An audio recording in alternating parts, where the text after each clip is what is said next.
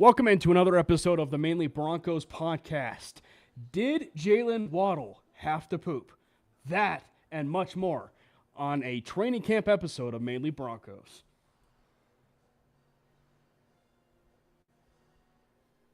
Saddle up your horses.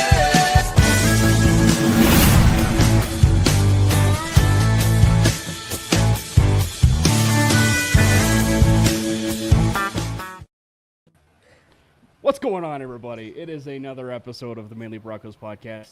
Where would we be if there was not any technical difficulties? We're getting used to the whole cold intros and everything. But yes, did Jalen Waddle have to poop? That and more we'll be talking about with Broncos training camp. As you can tell, we have a big-time guest, obviously, here tonight. It is all, you could say it is a Broncos Av reunion between the two Jordans, J-Mac and Jordan. Reuniting once again. Obviously, we have the Mainly Broncos staple over there on the bottom with Brandon. We got a great show lined up for you. Obviously, we did a show last week, which means we are going to be pumping out more Broncos content weekly because we have football to talk about. The Hall of Fame game is going on. It's halftime in the Hall of Fame game. Carson Beck is going crazy. Haynes King of all people's lighting it up in preseason. I think they even said this is one of the better first halves of the Hall of Fame game. So you'd think there'd be rust, and there is no such thing as rust. Don't tell them. So we have a great show lined up for you today. So J-Mac, how are you doing, man? First things first, you doing good? I'm doing good, man. Had a really good summer, graduated college and everything like that. And then, my Spurs blew it in the finals. So, but, I was able to recover from that and, I was able to bounce back. But I think other than that, I've been good getting ready for the NFL season. It's been a good transition, especially because my Red Sox are the hottest team in baseball right now. So I've been pretty much enjoying that and just loving every second of it. But, yeah, man, other than that, I've been good. And Jordan and Brandon, how you guys doing? We finally got more and more Broncos stuff to talk about. I don't know what having a good baseball team feels like, but I know what having Broncos training camp back feels like, and I'm doing well. And yeah, thank God football's back because unlike J-Mac, he still has his favorite player on his team. So, I can't speak to that myself. But, football-wise, I still do have my favorite players on their respective teams. So, Malachi Tony is still a Hurricane. Bo Nix is still a Bronco. So it's good times there. Yeah. Obviously, I want to do an apology for people that were listening on Tuesday with the volume issues. We think we got it figured out and resolved for the future airings, if you will, on over there on 5280 as well as on here, the Mainly Broncos podcast. So if you guys can actually hear me on this one, we've actually hit some progress. So thank you guys. So first things first, we'll address the tease we hit there on the top, which was, did Jalen Waddle have to poop? The answer is no. The answer is no. He did have some muscle tightness right there in the beginning, obviously, more of those injuries is obviously something that I don't think. I don't think any of us are worried about. It's just more as days and days kind of progress, and it's the keyword lingers. That's probably the biggest that all of us are kind of worried about. And we all know that training camp's number one priority for us fans and obviously those players, J-Mac, is injuries. Getting out of those training camps unscathed. Yeah, I think it's really interesting because there was even some potential. I just saw something about Marvin Mims today, and I don't know what's been going around the NFL, but it's just been really weird seeing, the number of injuries. The 49ers are the 49ers. It kind of happens a lot. But, seeing all these other teams and then seeing, all the potential ones with the Broncos, and I'm just glad we have good enough coaches have to say, you know what, guys, it's time just to sit down. And, they're gonna definitely, they're going to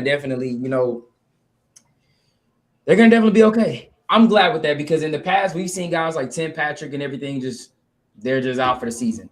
Von Miller, you can't help a torn ACL, but I think they're doing a good job of conditioning the guys, making sure the guys are good to go. I'm glad that during practice, I'm glad we're a team that does a lot of just rotating the lineups in and out the games, switching up the personnel a lot. So that definitely helps with injuries and everything like that. But yeah, man, training camp is scary, bro, because Jalen Waddle got hurt, Wattenberg got hurt, Nick Benito's gotten hurt, Mims has gotten hurt, and it's like, yo, bro, let's just chill.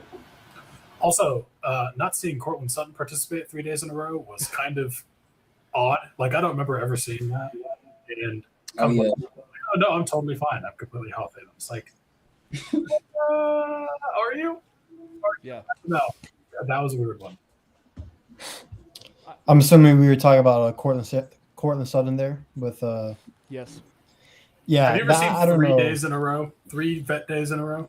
No, I haven't. No. And Yeah, that's I don't know. I know everybody has their conspiracy theories now about this, but it's a bit weird. I understand he's a veteran, but it's not like he's a 15-year vet that like needs these days.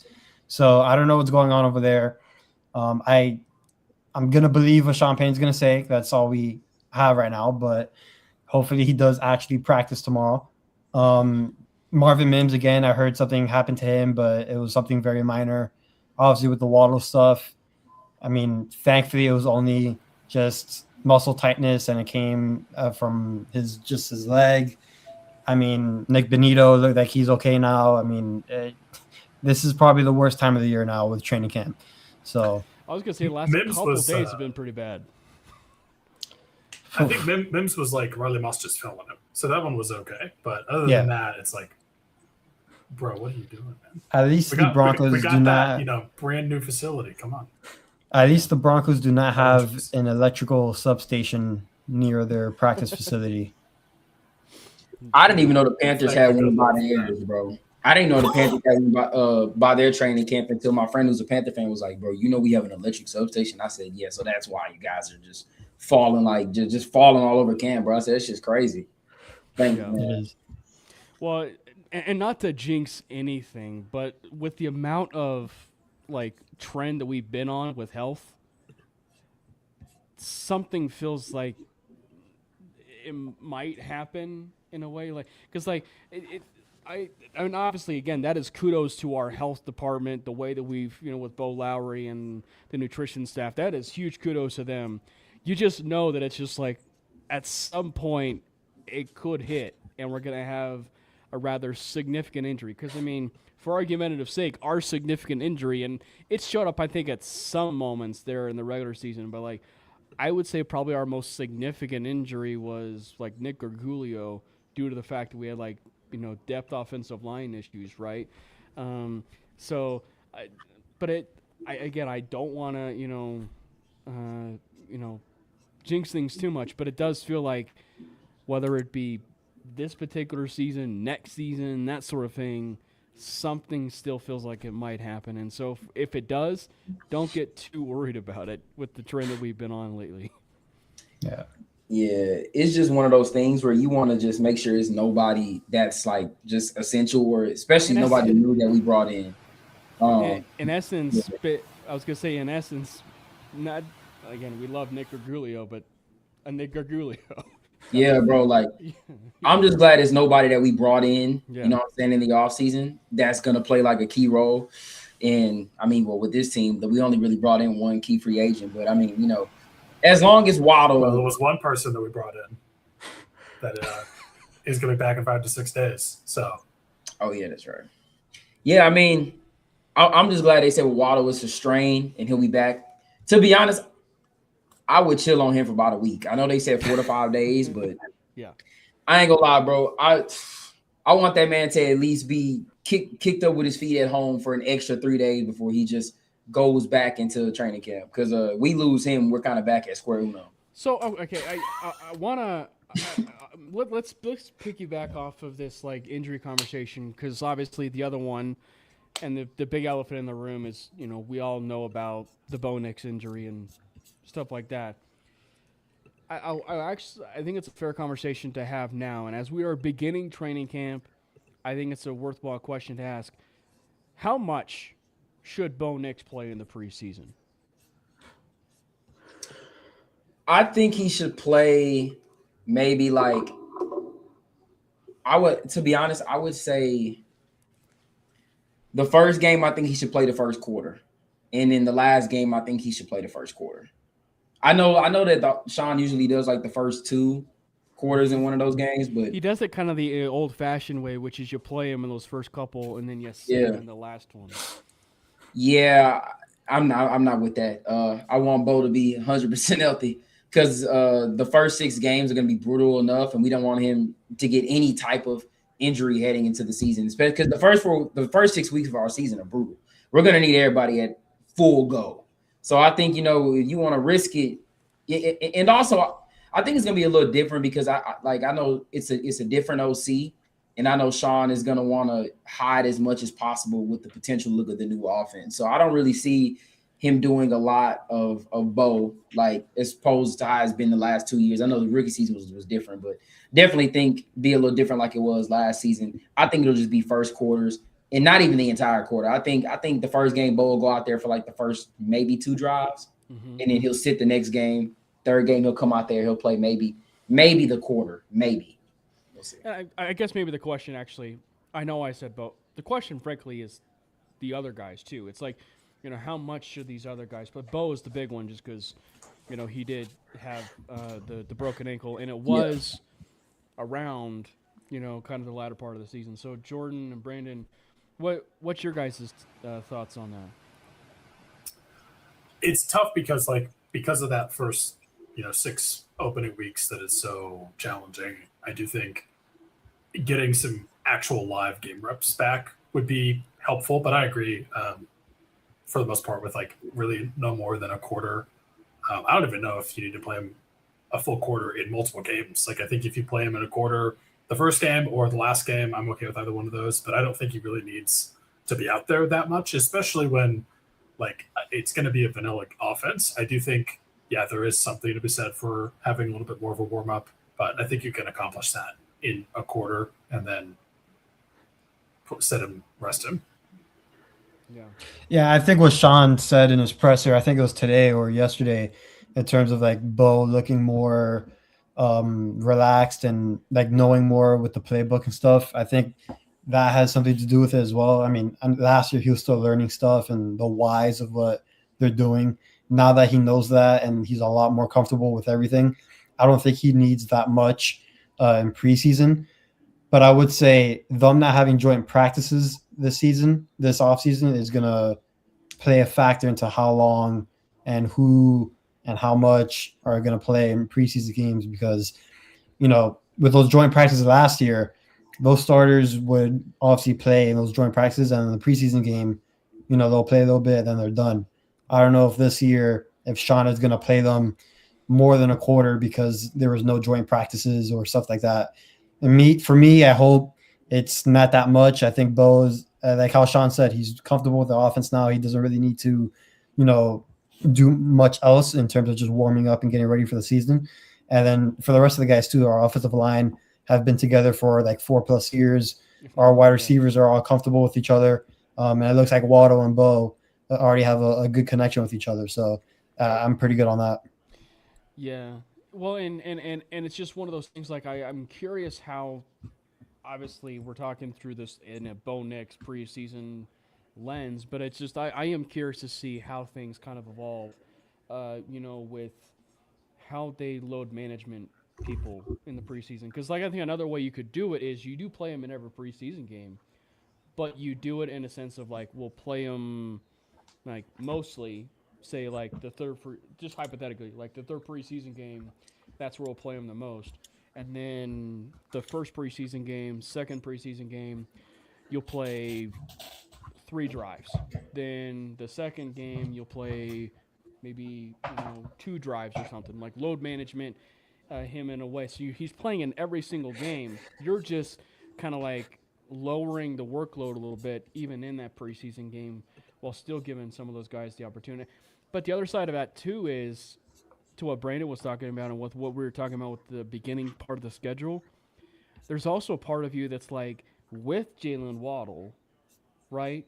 Like maybe even specific to Jalen Waddle, but also to Bo Nix and getting the ground running on that hot start for the season, you almost feel like he needs to play a fair amount, in that preseason so that he already has the juices flowing, he already has the chemistry, he's already operating in year 4, which is what Sean Payton's been talking about, right? Like he's actually in year 4, even though he's in year 3, right? So it's just like I think there's that side of it too, where it's just like there's a comfortability factor with it. Yeah, me personally, I'm not playing Waddle. I'll probably play Waddle like the first preseason, like the first week of preseason.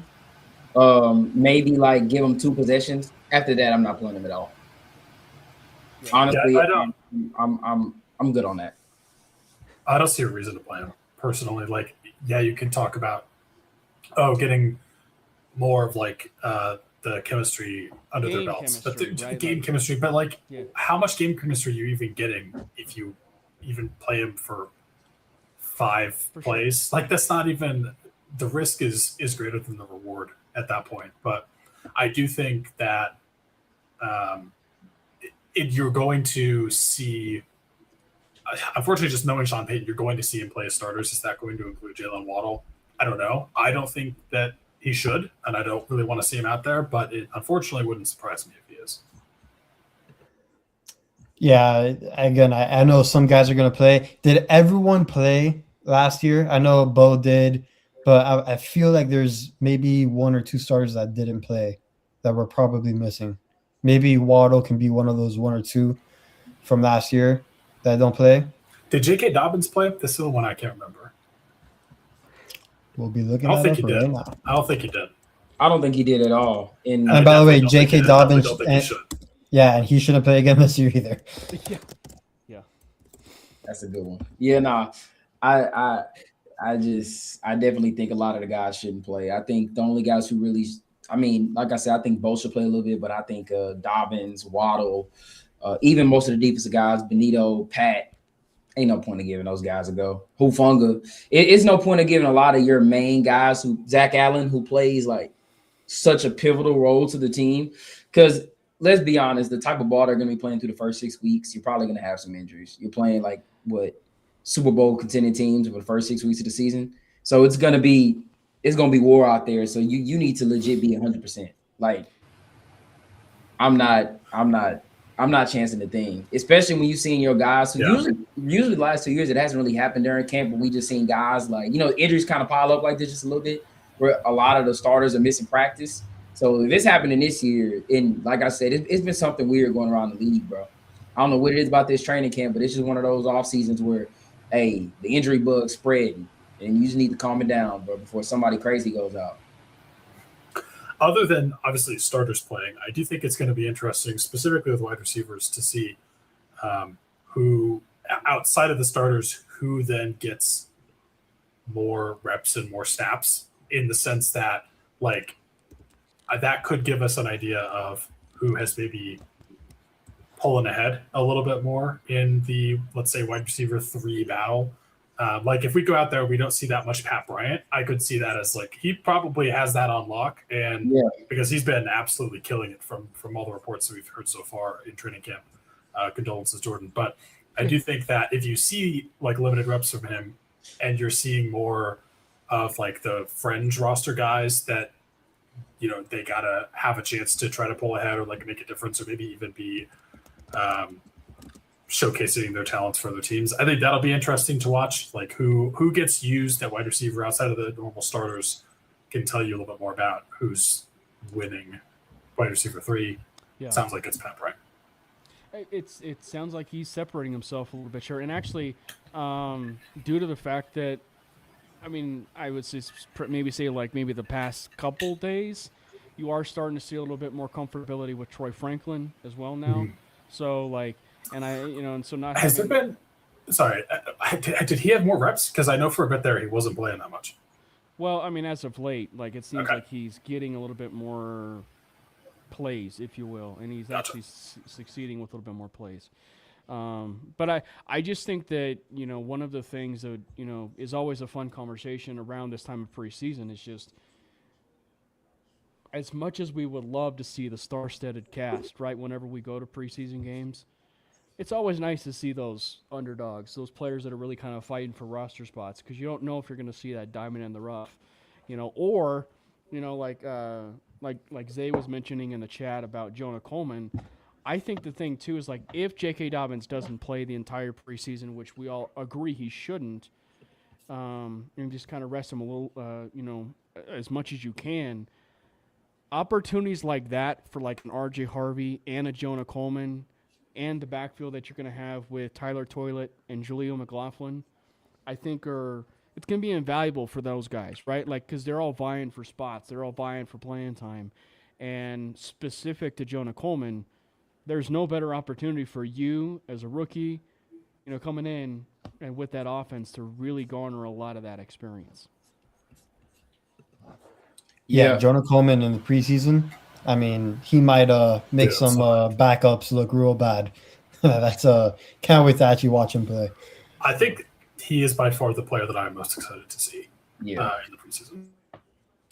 Yeah, I agree. I think out of everyone that I think is going to get some key time, I definitely think, because I think it's going to be kind of similar to RJ last year a little bit, where he got some. He was a bit slow a little bit. Then and then just kind of took off. And then he kind of went down a little bit at the end. Yeah. Yeah, like I definitely think this preseason is going to be a lot of Jonah Coleman.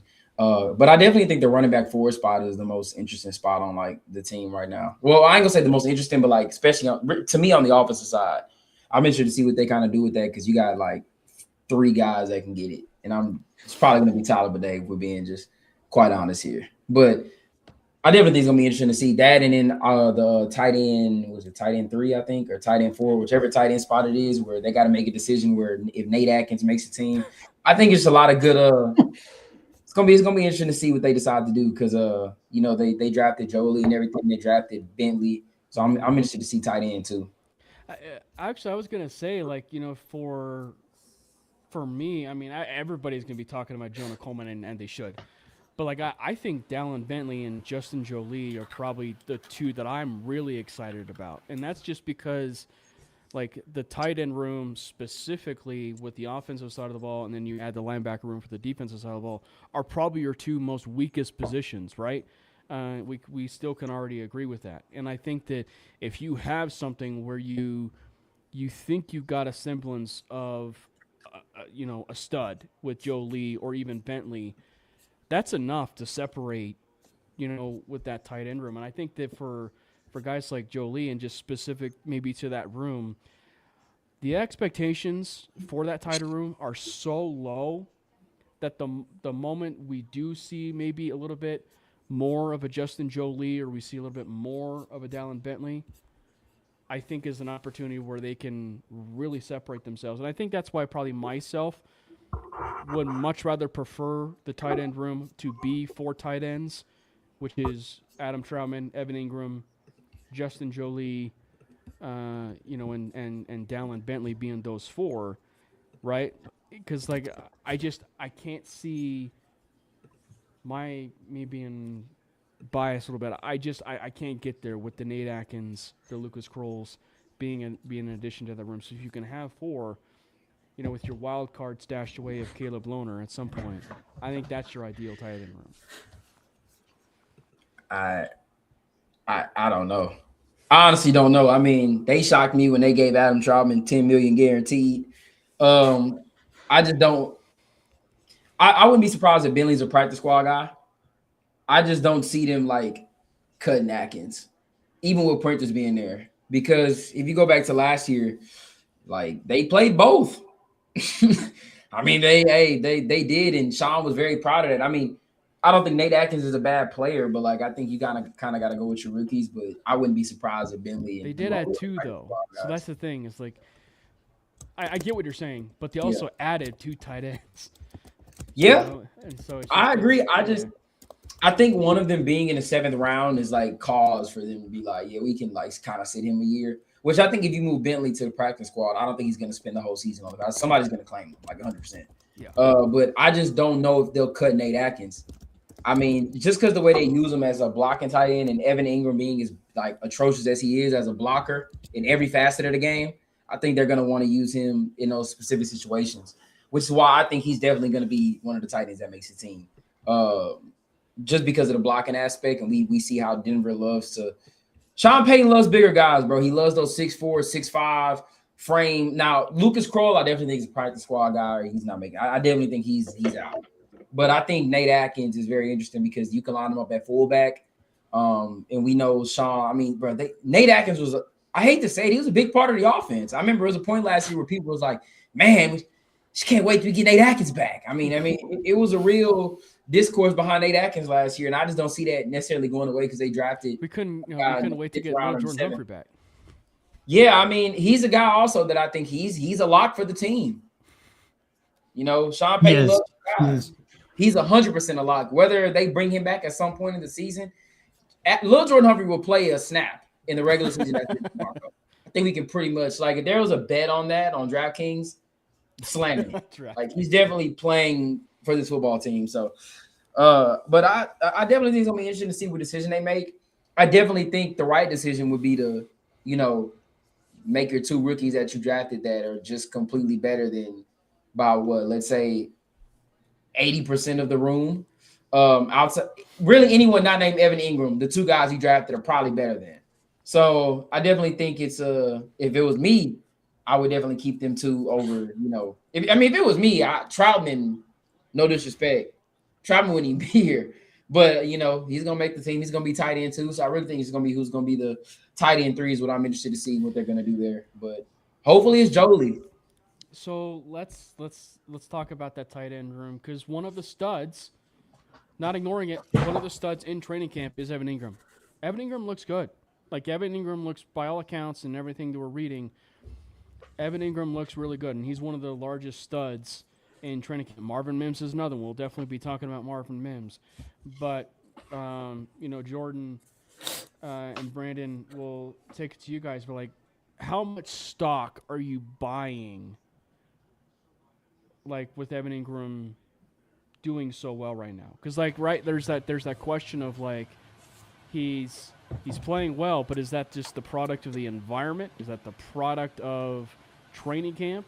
Or is that just the fact that maybe he is, in fact, taking that step? I'm selling. I'm not lying. I'm selling.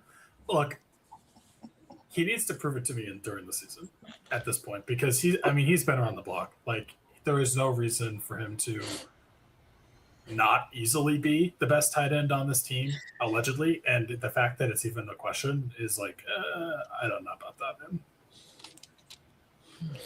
Yeah, with Evan Ingram, he's like 31. He's 31.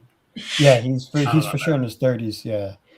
I mean, when it comes to Evan Ingram, the only reason why I'm a little bit more optimistic for this year is solely just based on the play caller.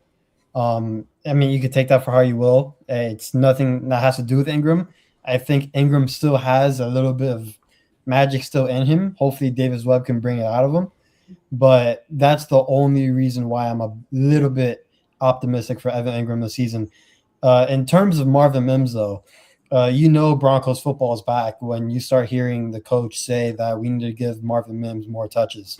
I mean, that is the Football's new back, yes. yeah, that is the new bat signal for Broncos football's back, because Marvin Mims, I'm sorry, it's the new Marvin Mims. Practice. Yes, it really is, Brandon. I mean, it's getting to the point where we have heard he's been great in every training camp he has been since he's been drafted. We've seen him make plays in big games, not in just like games against like the Raiders or whatever, in big playoff games and big games for seeding, like in those type of games. Yet we still struggle so hard. I've never seen a team struggle so hard to get the ball into a playmaker's hands like we do with Marvin Mims. Dude, I'm just waiting for the game where he has 2 catches for 74 yards and a touchdown, and then in the post-game press conference, Sean's like, yeah, we should have gotten the ball more. Should have figured out a way to give the ball more. It might happen in the preseason game, the first preseason game. Yeah, look. I'm tired of this, Grandpa. Bro, to go on what Brandon said, and I'm not going to lie, Brandon had me crying. He said, I'm selling.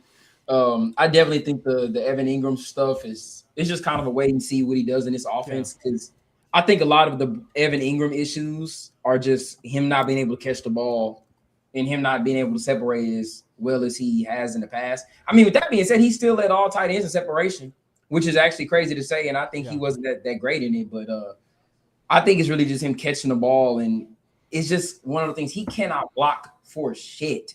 I mean, he can't block at all, bro. Like, it's not one of those things where you just like where you can throw him in there to kind of disguise it. Like, dude, if he's on the field, he's getting blown up, bro. Whoever his assignment is, they're getting in the backfield, whether it's a screen. So it just makes it tough to kind of play him, which is why I think Nate Atkins is definitely going to make the team. But to go on about the Marvin Mims stuff, I kind of have a question for you guys, and because I agree with everything you guys said. Like, where would you rank him in our receiving room? I'm kind of so obviously the 1 through 5 being like the 5 main guys: Waddle, Mims, Sutton, Bryant, and Franklin. Like, where would you rank Mims kind of in the room?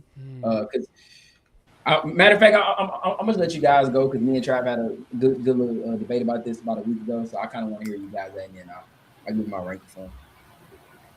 See, it's hard for me to put him anywhere other than 3 right now, just because Pat Bryant, like, he definitely had some flashes last year. I think Pat Bryant could easily take over there. And I just think, unfortunately, that's going to happen regardless of how much of a jump he takes. I think he's going to have a jump, but I also just think Pat Bryant's going to get more snaps than Marvin Mims. So right now, I think I would put him at 3, but I think it's probably going to be 4. Pat Bryant's number 1 hater. Jordan, what say you? So we're talking about like who's wide receiver 1, 2, 3. No. How would you rank him? Like, when I say wide receiver 3 right now, I'm not saying he's currently the wide receiver 3. I'm saying, but in my ranking, the current standing of the room, where would you put him? Yeah, Marvin Mims. Yeah. For me, I mean, listen, I go off of what I've seen on the field, and the guy just makes big plays when they need to be made. Marvin Mims should be the wide receiver 3. He should be. He's not. He's not. So he's your wide receiver 3. Yes, 100%. Like behind Waddle and who? It'll be Waddle, Sutton, and Mims. Okay. So, and this is coming from the same guy that wrote an article on Predominantly Orange about how Troy Franklin has the highest ceiling of any wide receiver on the team. Yep. Okay, no, it just because I think statistically, the year that we had last year, Franklin is your number 3. Statistically, Franklin's your number 3. But that doesn't mean he's your number 3. Because I think for me, when it comes to putting the system, I won't have a 5 because I think that Franklin and Mims are kind of together because they're still relatively unknown, even though we saw Franklin take a step that I think we should be recognizing more in that year too. Right? But I think that when you look at it, it's definitely Waddle, and then it's Sutton, then it's Bryant. But then, like, the 2 4s, if you will, are Marvin Mims and Troy Franklin. Just because the other part of it, too, is the elephant in the room of they could be trade bait. Marvin Mims is in a contract year. And if Mims shows out in this training camp session, preseason session, Troy Franklin could be the Devon Bailey that warrants a draft pick for another team. Marvin Mims in a contract year, if he shows out and he's playing, could actually be the Devon Bailey type of situation where he warrants a draft pick, if you will. It's a very interesting, conversation, but it's just like, but I think that the thing that, like, for Mims, and I think it's puzzling because I think Mims has a lot in the tank when it comes to his route running and everything with that. But you do see it. It's like there is some untapped potential with him. And I will say it until the dogs go home that it has never been the Deebo Samuel conversation for me with him.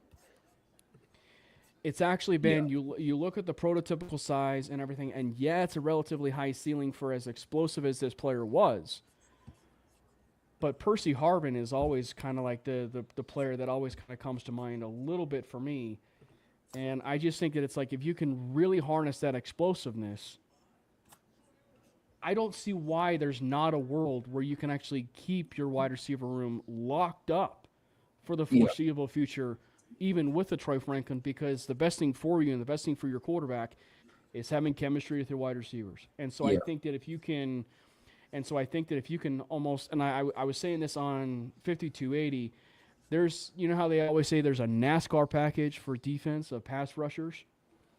Why not a NASCAR offense where you might end up having Sutton and Watt on the field because they're interchangeable, but it's just why not have an opportunity where you actually see Waddle on the field, Franklin on the field, and Mims on the field, because you're going to be generating so much speed that's going to be generating downfield that's going to be kind of hard to keep up for those DBs.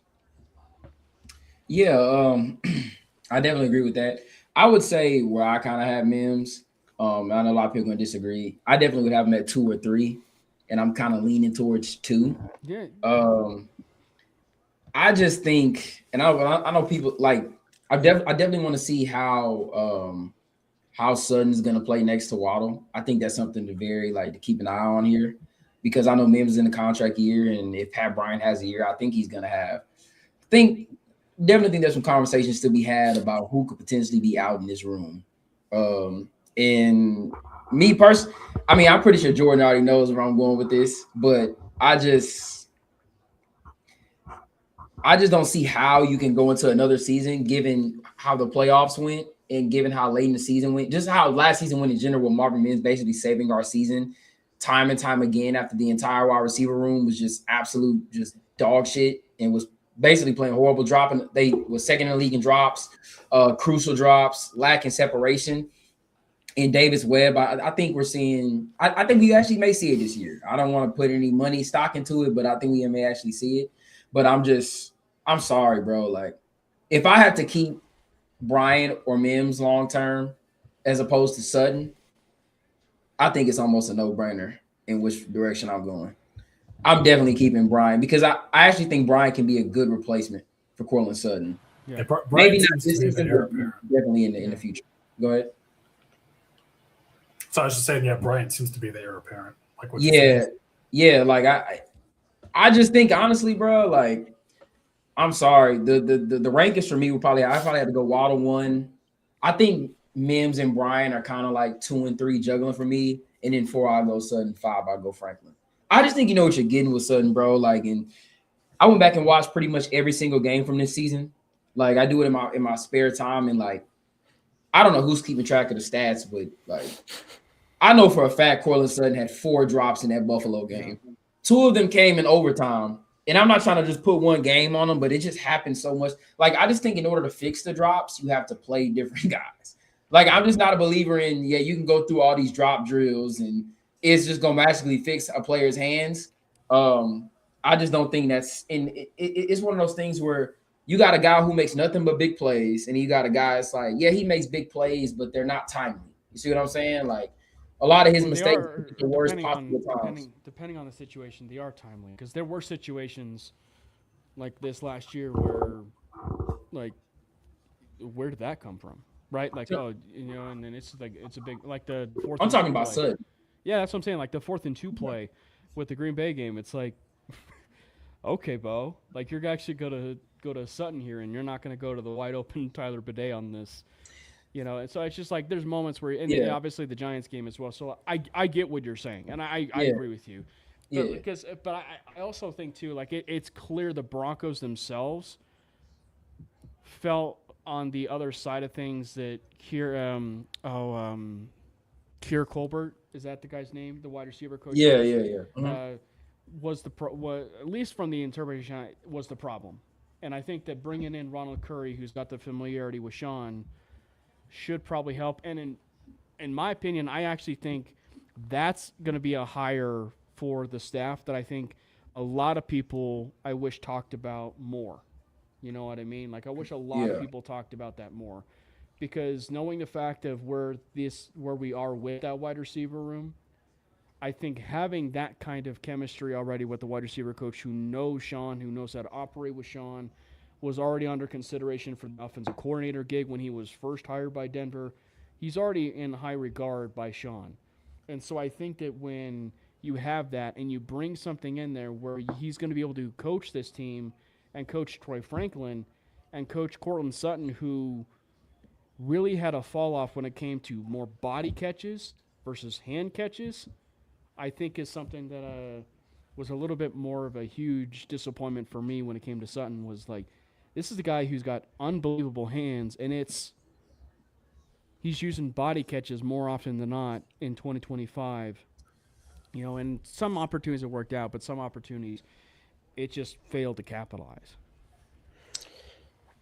Well, you do know who had the lowest catch rate out of the wide receivers last year. It was Sutton. And the highest catch rate was Marvin Mims.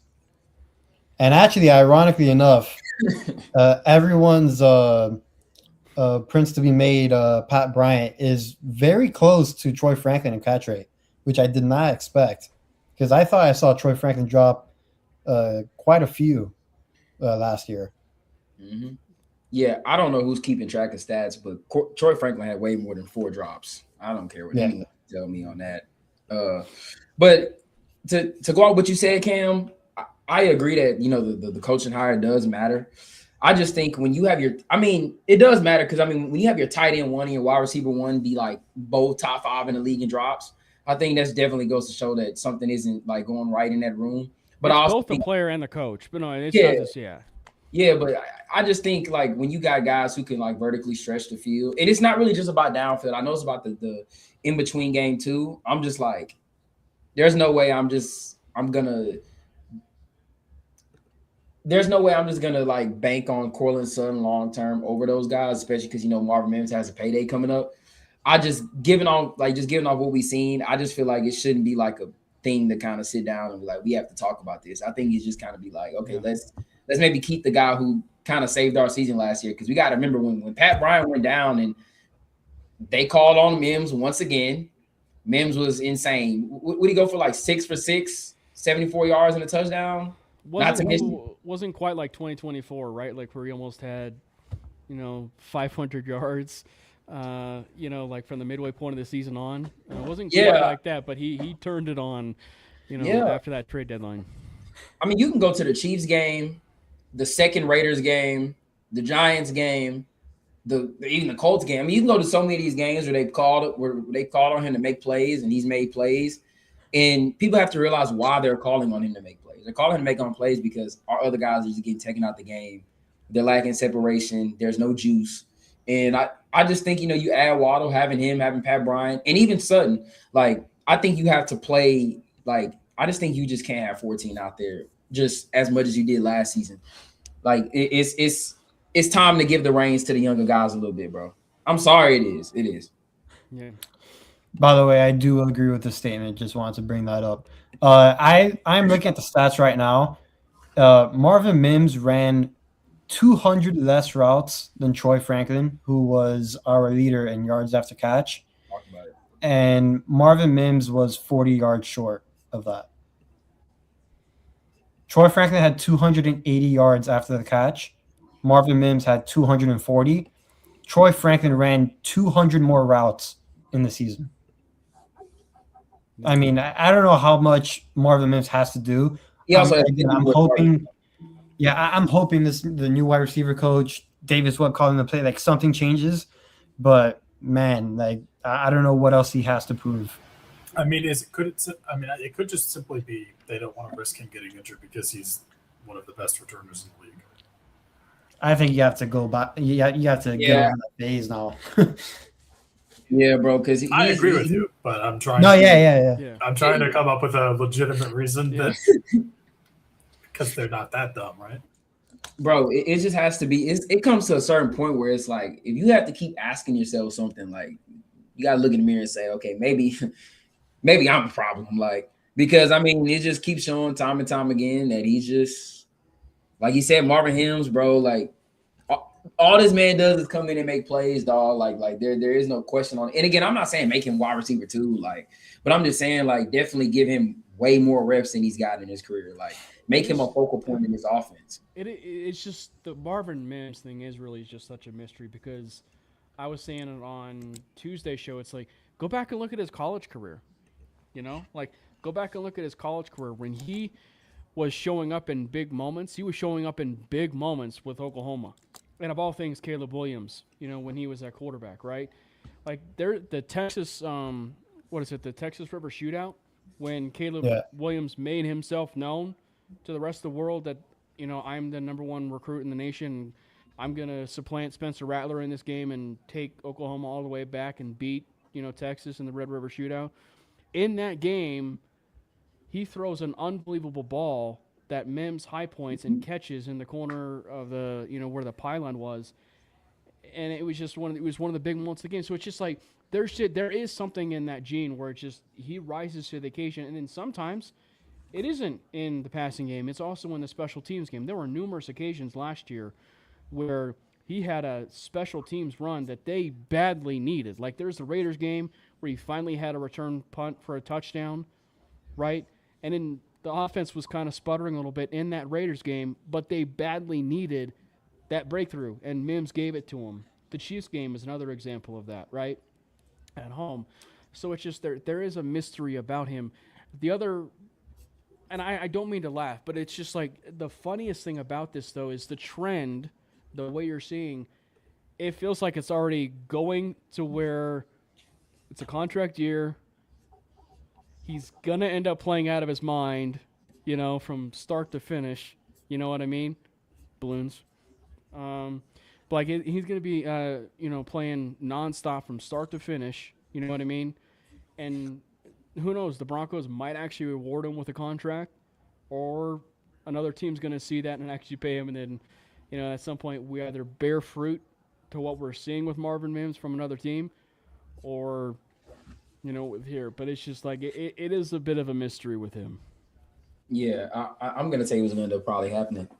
He's gonna have he's gonna have a better year than he's had as a Bronco in the receiving game. They're not gonna pay him, and he's probably gonna end up going to a few teams that I think I have in mind who I think is gonna actually sign him and go crazy. Kansas City, New England, or Chicago. And let me tell you what's gonna end up happening. You see, you know how the AFC West is. Oh, they love stealing the Broncos' great players, bro. Dude, I know, but those are literally the worst spot. Like, I would cry, bro, because you got to remember, like coaches know how good he is, bro. Watch him go. I'm telling you, bro. No. I'm talking about coaches other than us. Because I'm gonna tell you what's gonna happen. In free agency, Mike Vrabel is gonna give him that phone call and tell him, "We'll give you $13 million a year. Come play with AJ and Romeo," because Booty's probably gonna be gone after this year. And now we're cooked. Because we're gonna play them. Game is gonna happen. It's just one of those things where I just got a feeling the Broncos are gonna fuck this up majorly. I just have the gut feeling because they're just so like it's not enough money to go around. We all know Riley Moss is likely gone. I just think Broncos gotta. I mean, well, you never know. Like if he has a crazy enough year, they may pay him mid-season, but I just don't see it. Because you got to pay Brandon Jones, you got to pay Jaquan McMillan. I mean, if it was up to me, another wide receiver in that room would probably be gone to free up some cap. But I mean, that's just me. Yeah. I mean, talking about paying money, is Riley Moss gonna be gone, or is the 2025 first round pick actually gonna get some reps? Because I don't know what's happening there. I know he had a good day today at training camp, but which is good to hear. It's great, but what's going on? What's going on here? I think it's one of those things where he kind of played a lot of nickel, and they're trying to like if he's going to replace Riley, they're going to have to like kind of switch up his game a little bit because he's damn sure not replacing Jaquan. Jaquan is locked in, certified. Yeah, and Jaquan ain't going nowhere. Yeah, that spot is his, but I think it's definitely interesting because not only is he battling Riley Moss, he's battling Chris Abrams-Drain, which is another reason why I think Riley Moss is for sure might be out of there unless they tag him or something like that. I just definitely think Chris Abrams-Drain has kind of earned his spot, like to where if Riley Moss is gone, like. I'm not just giving this up because he no first rounder. You know what I'm saying? Like I think it's definitely like a say with Chris Abrams. If Riley Moss does leave, that Chris Abrams-Drain is definitely one of those, bro.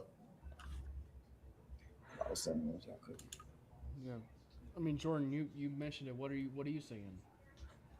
I mean, with the consensus right now at a training camp is that Riley Moss is having the best training camp that he's had since he's been in Denver. He's leaner, it feels like.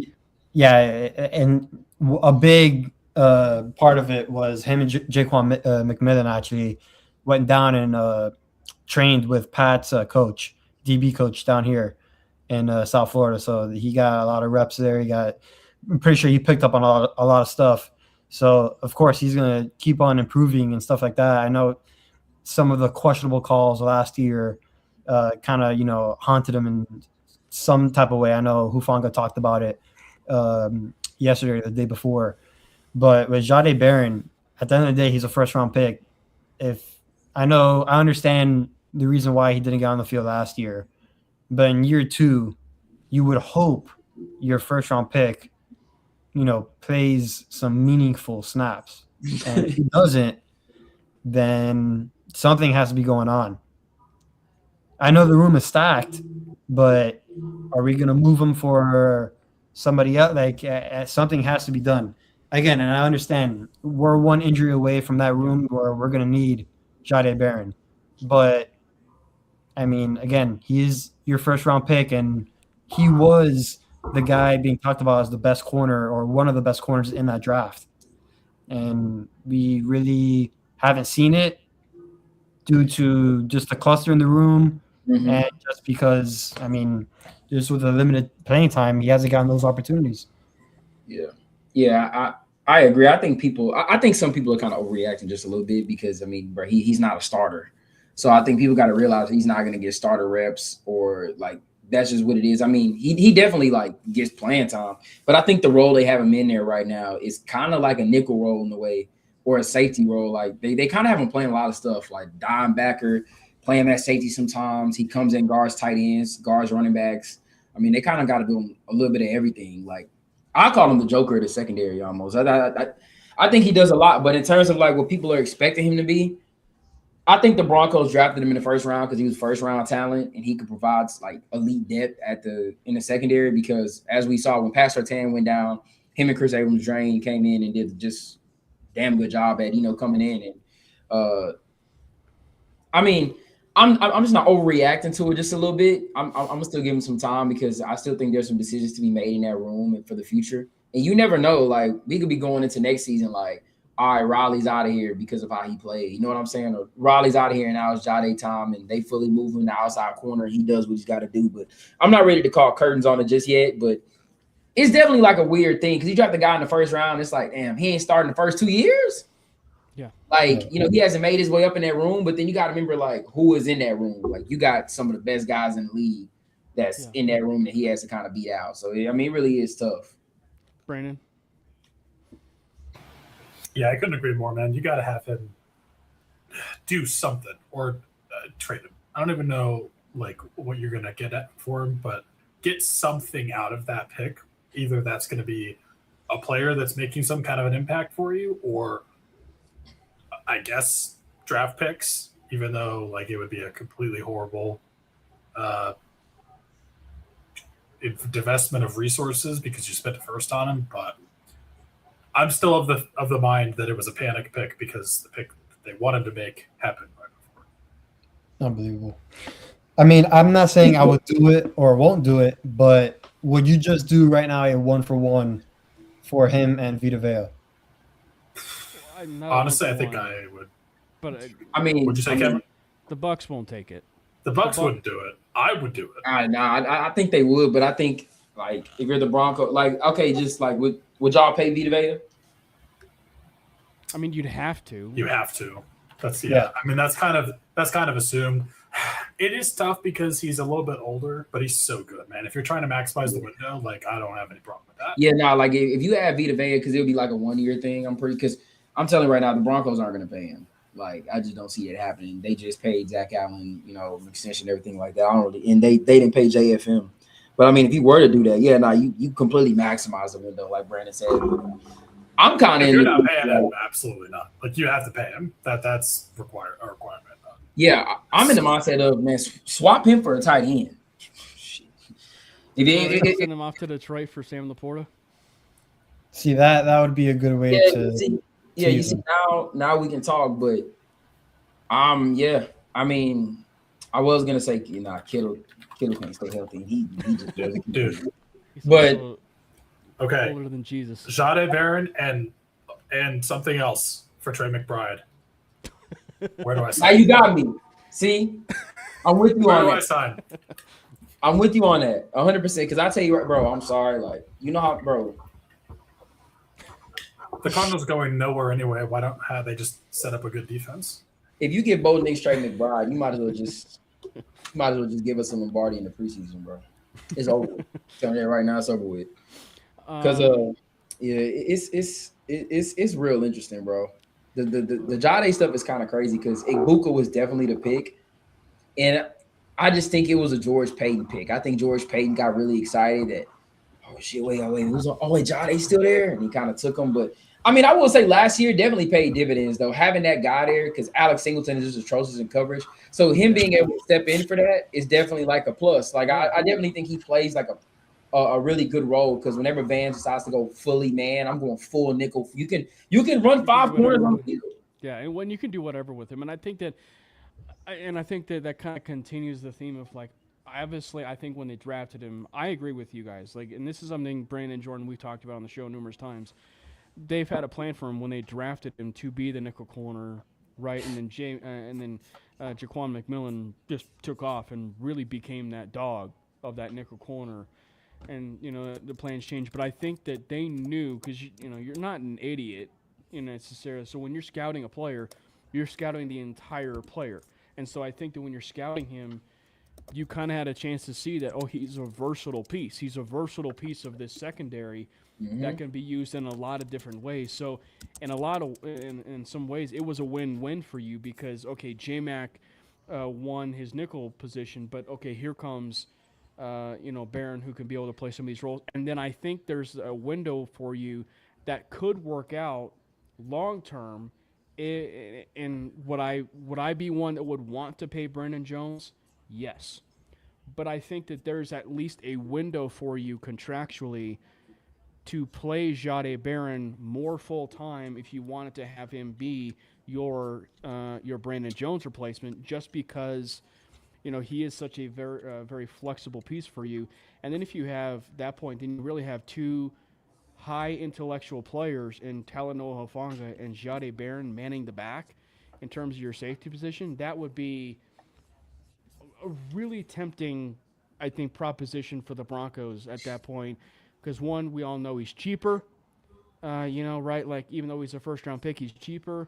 And, Brandon Jones might be worth, upwards of what they paid Hufanga, when he came here. So I still wouldn't mind extending Brandon Jones. I would love to extend Brandon Jones. But it's just one where I think that there's at least a runway for you, where if you wanted to have some more playing time for him going forward, Barron, I think, at safety being next to Talanoa Hufanga might be your move.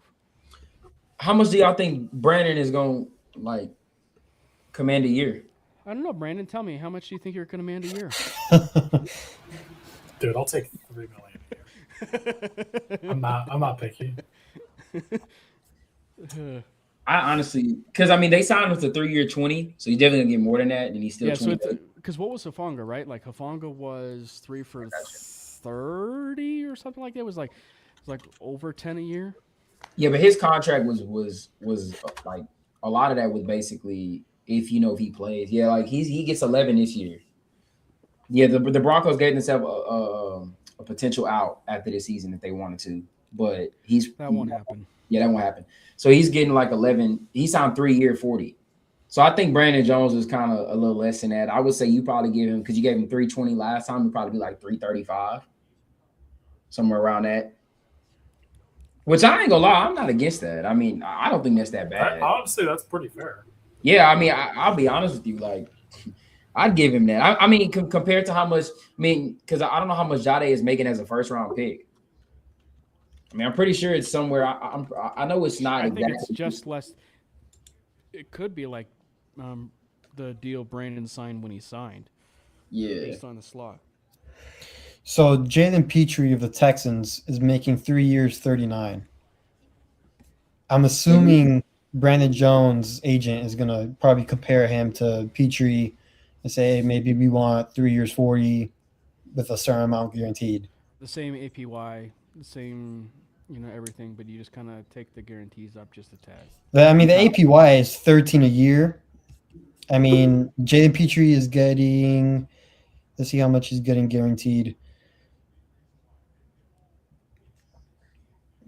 Guaranteed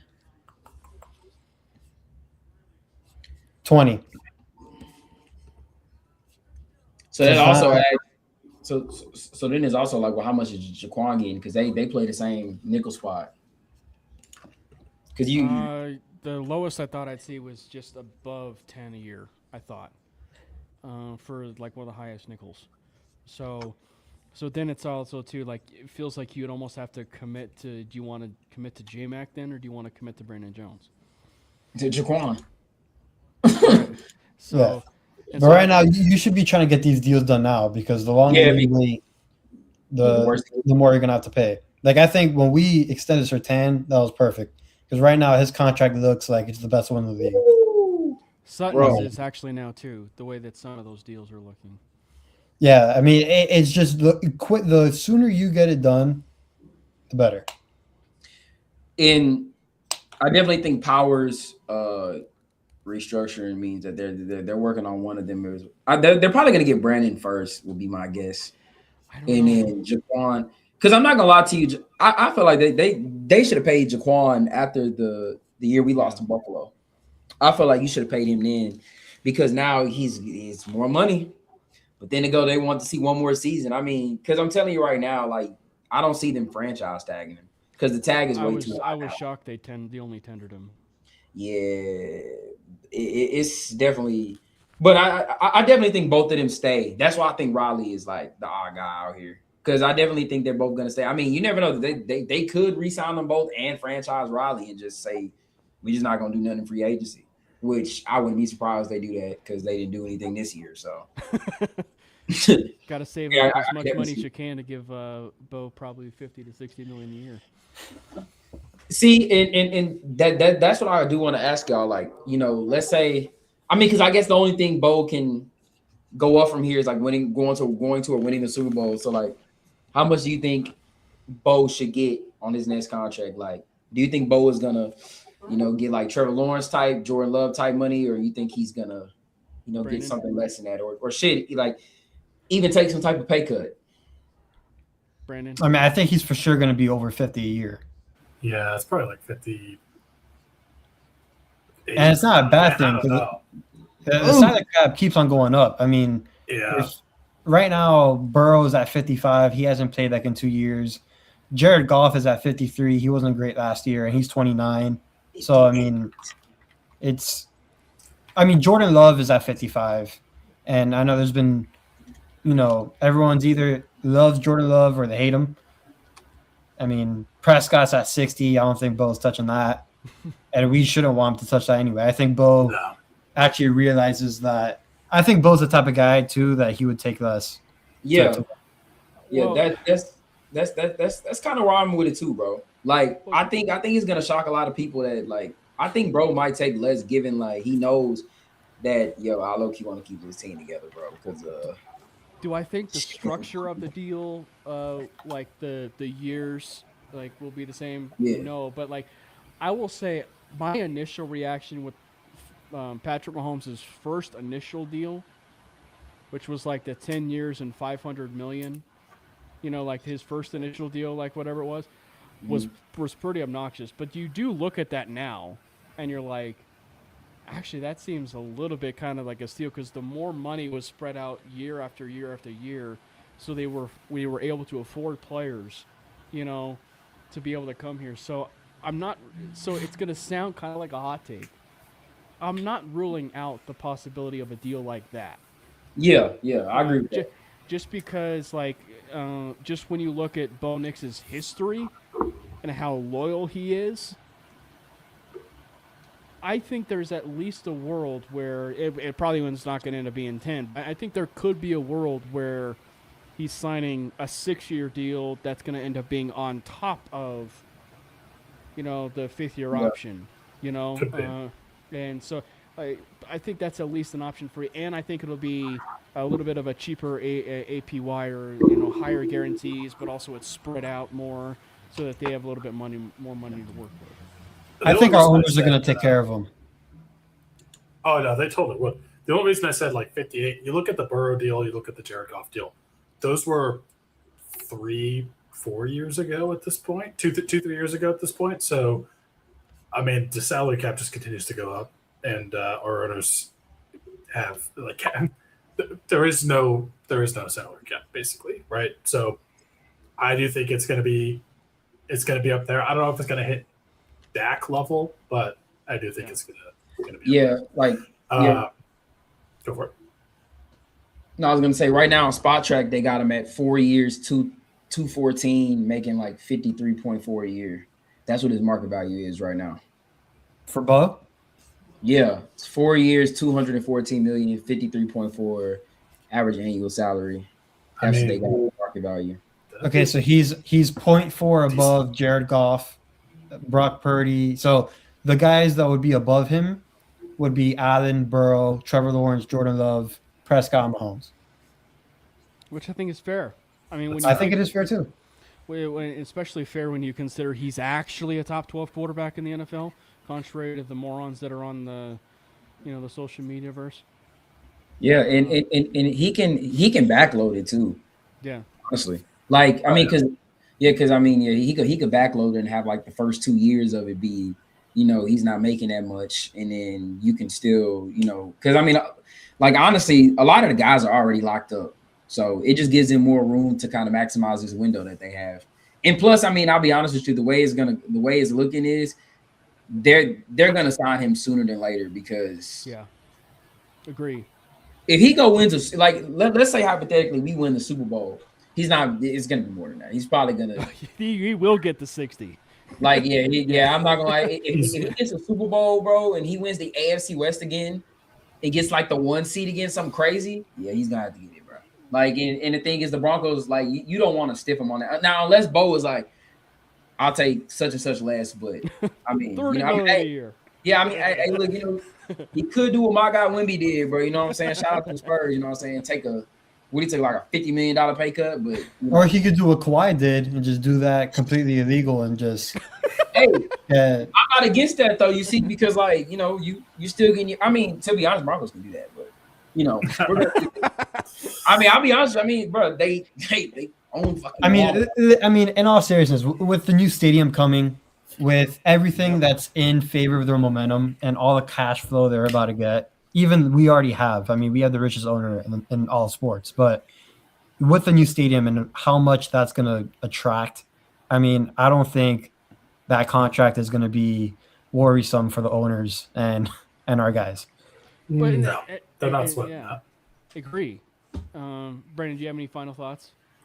No, all I was going to say is, man, I wouldn't be surprised if you see this contract come together sooner rather than later. I don't think it would happen before the end of this next season, but I don't know, man. I think, especially given how well we've shown that like we are ahead of the curve in terms of paying out contracts before we have to pay out contracts, and we get deals done, good deals done, and save money that way. I think it's going to happen soon. Well, it's going to happen after this year. I'll say this: he should be the first quarterback signed in that class. Yeah, I think he will be. That'll set a lot of people up. Because if you wait for those other quarterbacks to get signed, then it's going to be rough. Let him be the first one signed. Yeah. Well, and I think that, with everything we talked about, which was the training facility, the new stadium, it's another reason why I feel like there's a possibility where that contract might actually rival what Mahomes did, which was more years, more loyalty for you. You're committing yourself to this franchise, and then knowing what we know about Bo and wanting to stay at Auburn and, and going to Oregon, he's loyal to a fault, and so I think there's at least that window for you where it could be close to or right at year threshold, for you. So where the eyeballs will see and be like, wow, that is a lot of money and a lot of years. But in reality, it's actually spread out over multiple different years, and you can front load it, back load it, and you can actually have a little bit more money to work with for you. So I think it's very much an option for you, and so I think it's going to be one where it is at least on the table for the Broncos. So That'll be fun. yeah. All right, I got to hop, gents. Great chatting with you. Go Broncos. Next Friday, preseason game number 1. Next Friday. That's right. Next Friday. I can't believe it. It's crazy that we're here already. I Crazy. know that we're already at a yeah. Take care, Brandon. All right, man. Yeah. You know, I do think it's funny how you got that Bo Nix is probably, you know, I like Jordan said, I definitely hope he's the first guy paid in his class. But I just think it's funny how, you know, he gets killed for basically, you know, everything that he fucking does, you know, training and everything. While you got the Chargers quarterback out here playing footsies and kissy poo and training camp and shit. I ain't gonna lie, man. I actually kind of hear what you guys was like, you know, we ain't got diving in too much, but, you know, kind of saw in first reaction to that because I tell you, I was crying laughing. I laughed at that shit for about 5 to 10. I laughed at shit about 5 to 10 minutes, bro. That shit was hilarious. I actually had like a pause like a 5-second reaction that was like, well, gosh, you don't see Taylor Swift and Travis Kelce doing that on the sideline, you know, like, Yeah. but it was just like, I mean, power to him, I guess, you know. But you know, it was definitely was what we're just like it was gonna just, I guess, just smile it away, boys, kind of thing. You know, like just kind of laugh a little bit too, I guess. I don't know. Yeah, I mean, I know he's a division rival and all that, and you know, we tend to, and we should be making fun of, you know, our division rivals, and we usually talk bad about them and all that. I mean, I do love Justin Herbert. I think he's actually a really good quarterback. I actually do believe if he wasn't on the Chargers and he was actually with a stable organization, I think that we'd have problems. But thank God he's on the Chargers. But yeah, when I saw that, I mean, it was good to make fun of. I really don't take much into that. I really don't. Nah, I don't. It was just funny. I just thought it was funny. It was just hilarious. It's great. It was just content. You do kind of shake your head. Where it's like, oh my gosh, bro. It was just funny seeing how everybody reacted to that shit. I will say this though, knowing I don't know when that moment was, I will say I wonder how the other wives felt. That's, I think, the other one that I could maybe see it being a tad awkward. Not like wholly awkward, but like a little bit awkward where you're like, okay, there's this video and they're doing PDF on the side where she's just messing with his hair, you know. But I don't know. I will say, speaking of Chargers prediction in that 2024 draft class, I do have I think it's a very obvious prediction at this point, but J.J. McCarthy will move on from the Minnesota Vikings, and he will pull, in essence, his own Sam Darnold by signing with the Los Angeles Chargers. I mean, he can for sure reunite with his college head coach. Because it seems way too easy to predict. He's on track to not work out in Minnesota, you know, and what better JJ. No. Oh, okay, yeah. No. I'm sorry, I was just confused because I just saw you said I heard you say he wasn't on track to work out in Minnesota, and I was like, isn't he on the team? Am I tripping? I meant like work out in the sense like being the starter long term. Oh yeah, no, that's and so so I think, you know, it's he's on track not to work out, and so the best way he's going to really, you know, revamp his image, revamp everything, is go back up Justin Herbert and go be with your former college head coach. Yeah. It just seems way too easy to predict. Yeah, I'm sorry. Shout out to 9, man. But it's so with Minnesota. And Minnesota should be lucky that Justin Jefferson has requested a trade. And yeah, I saw some, and Stephen A. Smith said someday that they're lucky he didn't request out. I just want to put it out there. If he ever requests a trade, I'm offering up. First of all, let me tell you something. I don't think any offensive playmaker that requests a trade from here on out should not be on the Broncos' radar. I don't care what you have to give up. Yeah, if you have to give up 14, Let 14, 11. I don't care, bro. Chug up the deuces. Because Yeah.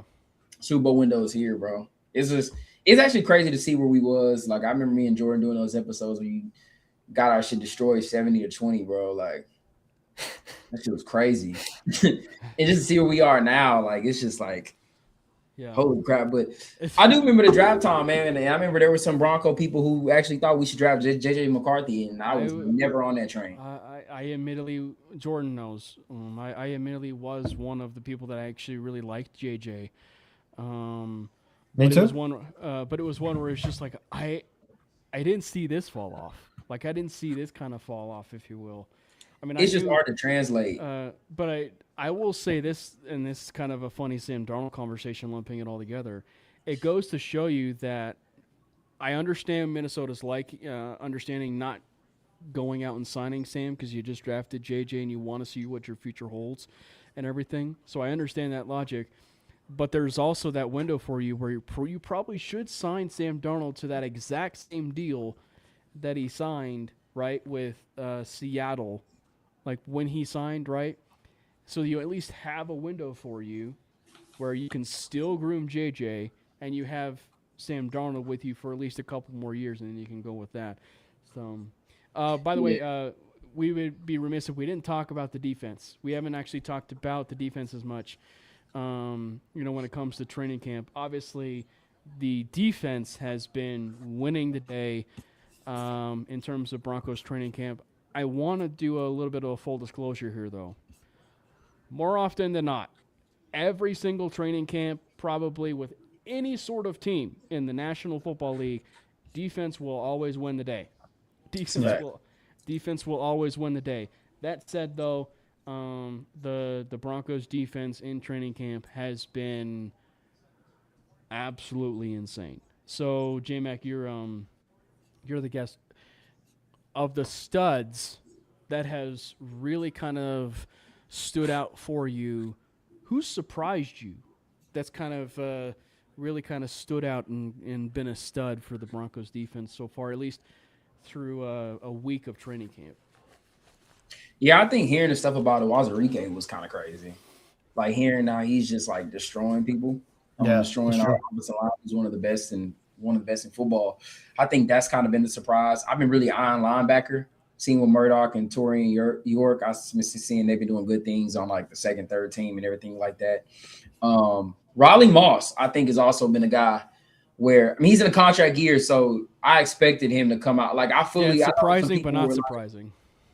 Yeah, like I kind of knew seeing him working out the way he did. He didn't really take it barely any time off, and him kind of working. Yeah, I mean, hey, bro, it's time to get paid, and I think that brother will be 100% a New England Patriot next season. I just think that's how that's gonna go. But I definitely think he's gonna have a really bounce back, and I don't think he had a bad year, but I think he's definitely gonna have like an improved season, like in terms of where we're talking about the secondary as like not even debate the best secondary in football. Because the only thing he needed to work on was to not draw flags. And it came to a point last season where I felt like they were calling flags on him because they did at one point in the season. He was committing PIs. But I think it came at a point in the season where like they were just picking on him, man, and that's just it definitely sucked. But I would say number one, Riley Moss for sure has just been like, yeah.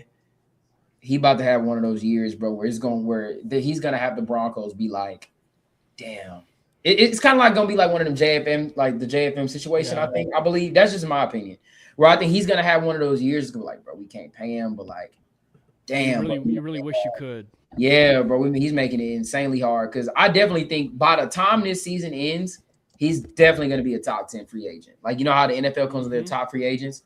Yeah, I think he's for sure going to be a top 10 free agent, like without a doubt in my mind. And he's going to get big time money from one of those teams. I just think it's going to be a contender who pays him. But yeah.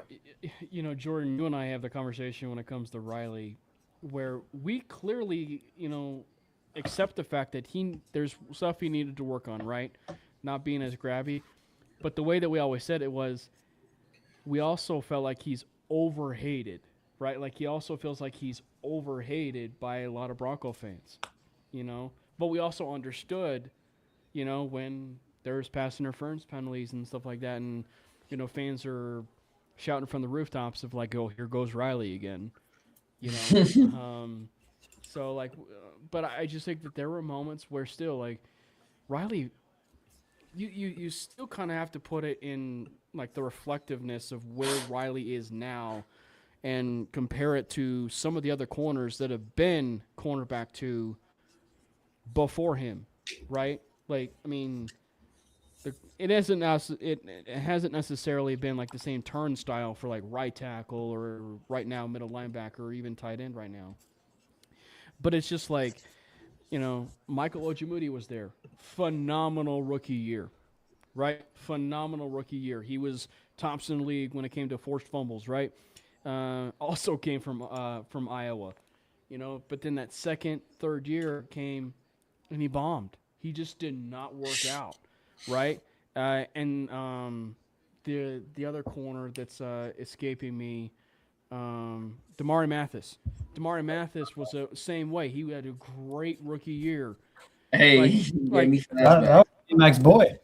Well, I mean, like he had a great rookie year, so much so that I was actually having flashbacks of with Pastor Tan of like, here's Champ Bailey and Champ Bailey and Darren Williams, at times, like in that rookie year. But then that fall off happened, right after that, from that second and third year, and so. So he's bounced around the NFL, and I think he's with the Cleveland Browns right now. So it's just like, so I understand where fans are coming from, but you also have to understand and how well Riley's played, given all the circumstances and given everything that has been thrown his way. So to see where it's come, what it can be with him being paid like that, frankly, I would take that as a matter of praise, knowing the fact that the Broncos actually hit on a draft pick that earned himself a $20 million contract a year in a year where they had very limited draft capital.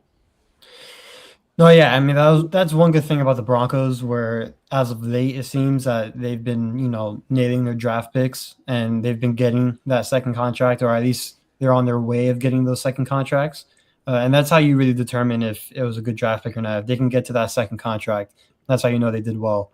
But I would say, like, what would be the annual on Riley Moss? Is it for sure 20? I think it's at most 20 a year. Because if it's minimum 20, he'd be 1, 2, 3, 4, 5, 6, 7, 8, 9. He'd be top 10 in average annual if it's 20 a year.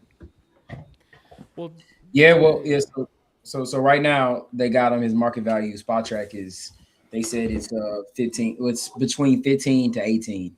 So like a 3-year, which is I swear when I was talking to somebody and I was like, bro, I feel like he's gonna get like 345, and they got it right now. He's projected 3 years, somewhere between 40 to 55. So it's probably gonna be like 3 or 45. So that's right in the range of DJ Reed, Jalen Watson, and Lenore from the 49ers. Yeah. Yep, that sounds about right.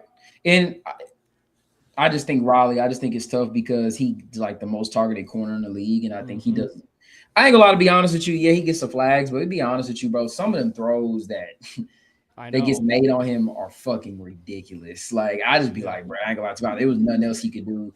Or you got guys making like some of the greatest catches of all time on him, where Treylon Burks came out of fucking nowhere. Yeah, I was gonna say. To just channel his fucking inner Randy Moss or some shit, and just or the one where even some Bronco fans are yelling from the rooftops about how bad Riley Moss was on the play, and it was a play when they, Benito was in Herbert's face.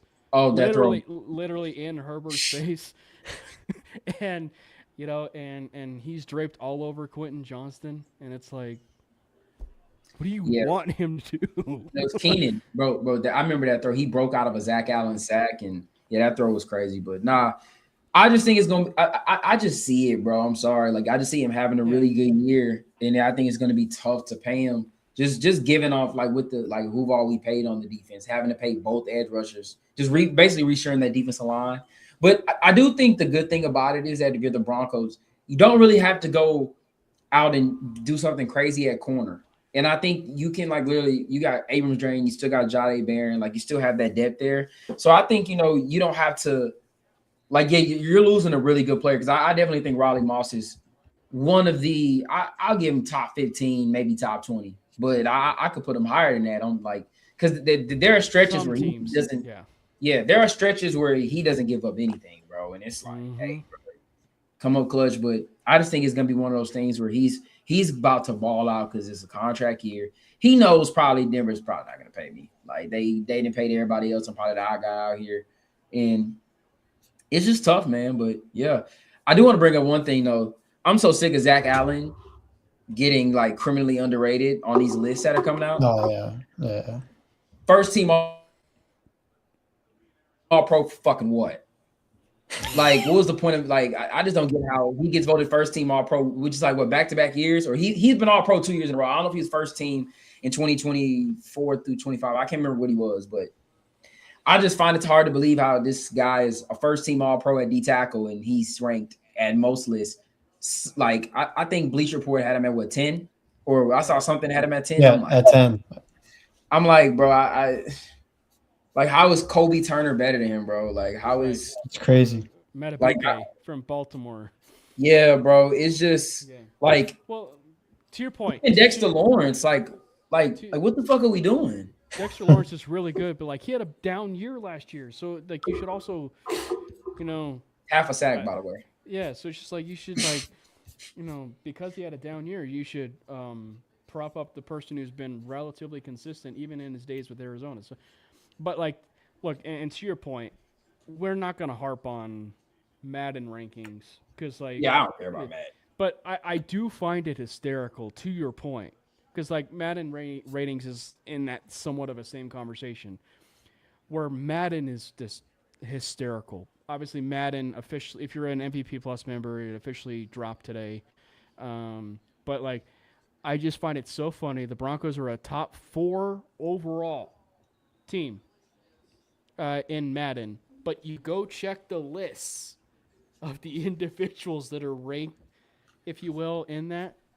There's only one player who's ranked in the top 10, and it's Pat Surtain. And he's not even ranked the number 1 corner. Zach Allen is not even ranked in the top 10 when it comes to defensive tackles. Talanoa Hufanga is not even ranked when it comes to top 10 safeties. So it's just, and Nick Bonito is not even in the top edge rushers. The people who are rightly appreciated are Garrett Bowles and Quinn Miners because they rate him as like the top 2 offensive linemen. But still, it's just it goes to show you it's like, okay, so you put us at like one of the best teams in football. You hate on Bo Nix once again by giving him an 82 overall, 81 overall, and then you got Caleb Williams, your cover boy, at 90.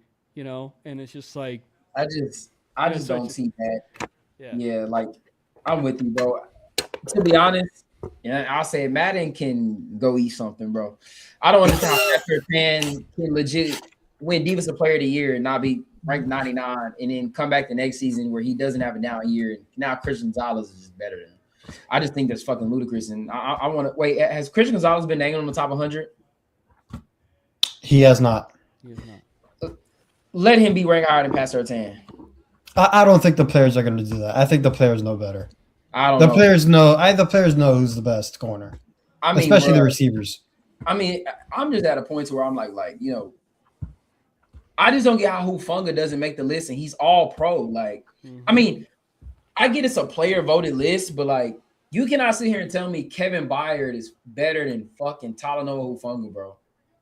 Like, yeah, that one's a bit. I don't give a damn if you don't play football and you just a casual fan. Like, there's just no way you sitting there like, yeah, that guy's better. Like, I just think it's disrespectful, bro. But I mean, but then again, though, I'm cool with it because let the Broncos keep flying under the radar. Do you guys have the Hall of Fame game on right now? Yeah, the Hall of Fame game. Haynes King just took it in for game winner. I see it. As time expired against their. That's incredible. I'm getting flashbacks to. He's lucky Carson Beck was on the field. All right. I am getting flashbacks to Bronco legend Juwan Winfrey. Getting the ball in the air and catching it in as time is expiring. That is crazy. I still remember Noah Fant playing in the Hall of Fame game. But it wasn't a tight end sweep though. Not at that point. It's just I'm just kind of through with all the offseason rankings. Like you said, they didn't make Caleb Williams like the best ever. Yeah. Apparently, Caleb Williams is just from what he's shown. He's the second coming to Patrick Mahomes in this From the motherfucker. Indiana Like, Bears. He's from see, but Indiana. it's just funny how we choose to have short-term memory about certain shit. Like that shit that pisses me off. It's like we just choose to forget Caleb Williams threw a fucking 6-inch meatball sub to the Rams in the playoff game and cost them. But but it's like we just forget how ass Drake May was in the playoffs. We forget that Jaden Daniels himself causing his own injuries because he doesn't know how to fucking slide. Yeah. We just choose to forget those things when it comes to ranking. And Drake May actually, he went to the Super Bowl, but Drake May actually having a playoff regression where he was terrible. He was awful in every game. Guys, you keep slandering Drake May in public. They might arrest you. Yeah, bro, I just think it's crazy how Caleb Williams gets praised for selling his team. Bo Nix lifts up his team and beats the reigning fucking MVP. That's who why people say he's the best player in the NFL. Okay, well, Bo Nix outplayed him, and now it's just and look, we're 81 overall. It's fucking. Look, I will say this: like we're Bronco fans, and we all will admit it. But the legitimate argument for why Bo Nix is the best quarterback of that class, who's been the most consistent? Who's been the most consistent quarterback in that class? It's been Bo.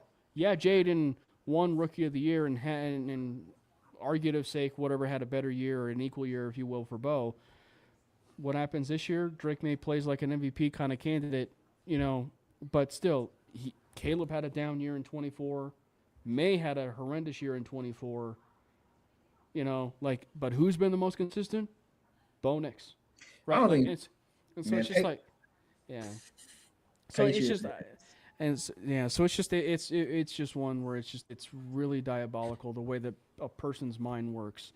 But so it's just in general. And so as far as going on with this defense, and then as we were kind of rounding out the show here, I think the one player, continuing the theme for the defensive line, and continuing in lockstep, if you will, for some of the rookies, is Tyler Onyadam. He's not getting talked about at all, which is kind of crazy. And I mean, like it's really nice to hear his name being called on some of these, training camps. And I do want to call to remembrance that, in college, he didn't have a lot of plays, but I think it's more so about the structure of the way that Texas A&M defensive front was structured. Because like one of the things that I had been hearing is just they're not more of a productive front; they're a disruptive front. But it's just one where they're not one that's like a productive where you're going to have an interior defensive lineman actually get 10.5 sacks, right? Like you're going to have one where it's going to be almost like the Broncos defensive line where you're going to have balance across the board up and down your defensive line. And so I think it's going to be one where I legitimately could see, Onyadam fitting in really nicely. And so I think your three legitimate candidates to replace JFM is going to end up being, Malcolm Roach, Iwama Wazirike, and then Tyler Onyadam, where it'll be kind of like a mixture of all three of those guys. And so to hear all three of those names having really good training camps is a good sign, I think, in the early stages of camp. Malcolm Roach almost got destroyed by Broncos country, by the way. What are you doing, bro? I'm sorry. Like, I love you, bro, but you tripping, because if Bo would have went down, boy, let me tell you, I'd have cut him on the spot. But it's not. I'm with you on that. It's funny because I don't know what it is about Broncos draft picks, but shit, I feel like even the fan base doesn't talk about him a lot because it's just how stacked the team actually is and the roles they're gonna have. But he's not even projected to start. It's kind of almost like a Jody situation, but he's just not a first round pick. He's going to be one of those rotational guys, but he's definitely going to have a big role. I think he's going to be – it's interesting to see where they're going to have him, though. If they're going to have him play behind Savion Jones on the depth chart or above Savion Jones on the depth chart, because I think Savion is definitely going to play this year. With him not being a rookie, I think he's a healthy scratch for most of the games. What was he, a third round pick? Yeah. Third. Third, yeah. Yeah, third round pick. So I definitely think that he's gonna play this year. Like, I'm not gonna lie to you. I think the entire defensive unit, the front, not the front seven. So let me just rephrase this. The front four in its rotation is just gonna be off the charts. Jonathan Cooper, I think, is gonna be back by the time the season starts. Dealing with his whole situation, but Jonah Ellis going crazy in camp. Q Robinson, I just think, bro, I'm gonna be real with y'all. Like, they might actually like it. Now, look, I know JFN being gone, I think we're gonna have less sacks. Unfortunately, I know Zach Allen thinks he's gonna break the sack record, but I think we're gonna 100% lead the league in sacks again. And I think it's gonna be one of the things where it's not gonna be close again. Like, they just have too many bodies, bro. They rotate too much to get fresh guys in there. Like our third stringers could damn near be starters on some teams, bro. Oh, Like, yeah. that's how crazy this shit is. Like, I'm looking at bro, Dondre Tillman, Q Robinson, like, it's crazy. If Jonah Ellis played for the Dolphins, I mean, they'd offer him a $30 million per year contract by the end of his rookie year. I mean, The Bradley Chubb deal. yeah. But I will say though, even though it might seem like they might not get the sack record, and again, it is extremely hard. But last year they were coming back in a lot of those fourth quarter games. If they start playing with a lead, and now the opposing offense is a bit more predictable and more passing situations, it does lead to more opportunities. So I don't expect the Broncos to be trading in every game like they did last year.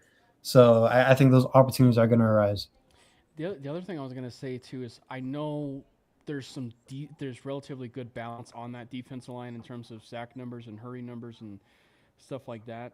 I will say I think you'll see a little bit more balance across the board when it comes to those sack numbers, where I think you will see about a 4.5 sack year for a Wazirike, maybe even the same kind of numbers for a Malcolm Roach, right? I even think you'll see close to a 10 sack season for Zach Allen, right? And I think obviously for Cooper and Benito, they will always be flirting with 10 plus sacks every year. Where I think it's going to be interesting is like, well, what is the number specifically going to end up being for guys like Jonah Ellis and Q Robinson? Because it's crazy to me that Jonah Ellis was strongly considered one of the more slept-on players of that entire Denver Broncos roster. Probably still is. But the one player who has very quickly been nipping at his heels is a player that's below him, and that's Q Robinson. Mm-hmm. And so I'm very curious to see how that unfolds with both of them, because you legitimately have maybe a better version of what you had with Shaquille Barrett and Shane Ray of 2015 in terms of like just you actually have a second unit that is going to be a little bit more ferocious in getting at the quarterback, because the one thing you can always bank on with Jonah Ellis and Q Robin especially, is it's a motor that never stops. Oh, yeah. Yeah, he reminds me of Shaq Barrett a lot. I just hope we don't make the same mistake like we did with Shaq Barrett. Yeah. I mean, guys, That's just kind of when we talk about sacks, I mean, we do blitz our linebackers a lot. You got to talk about Alex Singleton. Jesus Christ. It's one of those things where you just gotta kind of say it is. I just have hope in the other 10 guys that they're gonna do their job so well where we can hopefully continue to try to hide his lapses in coverage. So I'm just kind of that's just still I'm sorry, bro. I'm making that shit work with Dre Greenlaw, bro. I'm sorry. Like, I'm finding a way. I'm sitting down. I'm telling him, bro, look, bro, I don't care what it's gonna take. Like, bro, I don't know if you need your wife in the room with your film sessions, man. We can fly your best friends out. You can have your own office to have the film sessions, bro. Learn whatever you need to learn a goddamn playbook, bro. And it's just like, fuck, man, cut him and just paid Singleton for 3 years.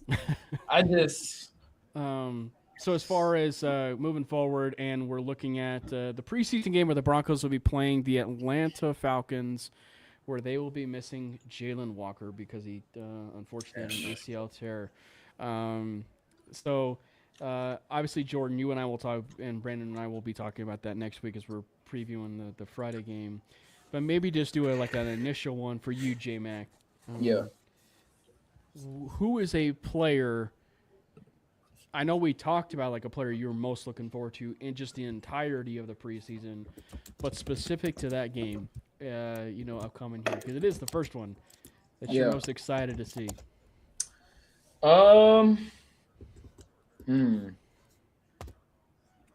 I would say honestly, Sam Ellinger. I want to see what he's gonna do because I think the quarterback 2 thing is a very But it's not a battle. But it's not a battle. We were told that there's no battle. Yeah, I'm calling bullshit. I seen that guy Jared Stidham, who Sean tried to praise us for a whole week straight.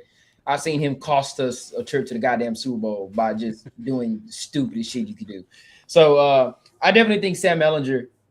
I'm excited to see how he plays because I think if he outplays Jared Stidham, then hey, I think this conversation needs to be had. But I would say I'm gonna give a little dark horse here. I'm gonna go with Hakeem Butler. Oh, shit.